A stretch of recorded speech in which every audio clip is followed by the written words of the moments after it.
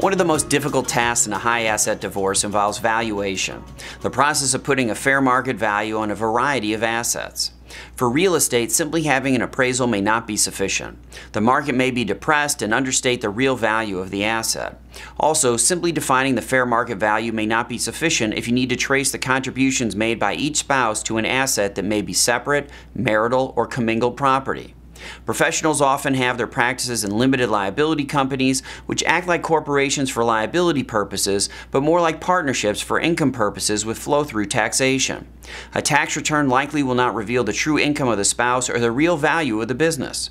Experts like forensic accountants would need to be retained to perform these critical valuations. Also, these experts can offer guidance as to the contribution made by the other spouse to the business. Did the other spouse work while the professional spouse went to school? Did the other spouse enable the practice to grow by caring for the children or making other contributions? Again, given the potential value of a professional practice, determining the proper valuation will be key to a fair and equitable division of all marital assets.